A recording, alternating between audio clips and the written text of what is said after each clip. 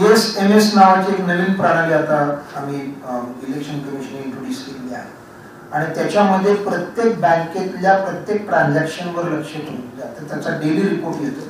त्याचा सर्वेलन्स आहे की एकाच खात्यावरनं जर मल्टिपल खात्यांना अगदी छोटी छोटी जरी रक्कम दिली ते सस्पिशियस झालं तर इमिजिएटली आणि ते बँकेचे जे संबंधित नोडल ऑफिसर्स आहेत दे आर ऑन द साधारणपणे 2400 ब्रांचेस त्या सिस्टीमवर घेतलेले आहेत आणि ते मॉनिटर केलं जातं. कॅश विड्रॉवल जर अचानकपणे होत असतील एखाद्या खात्यावरनं ते पण मॉनिटर केलं जातं. कॅश डायरेक्ट भरली जाते ते पण मॉनिटर केलं जातं. ऑनलाईन काही नुसत्या ह्याच्या माध्यमातून जीपे किंवा इतर माध्यमातून जर काही मल्टिपल खात्यांना तुम्हाला काय देत असेल ते पण मॉनिटर केलं जातं. त्यामुळं अशा प्रकारच्या कुठलंही कृत्य मला नाही वाटत होऊ शकतं आणि त्याच्यामध्ये कॅश जे ट्रान्सफर आहेत त्या बँकेचे त्या व्हॅन्स मधनं जाणार आहे ते पण ट्रॅक केलं जातं.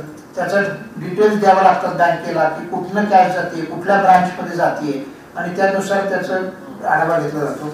आणि याच्यामध्ये GST, income tax, narcotics, police, state GST जी आपली त्याची टीम्स, रेल्वेज, फॉरेस्ट हे सगळे अधिकारी इन्व्हॉल्ड असतात.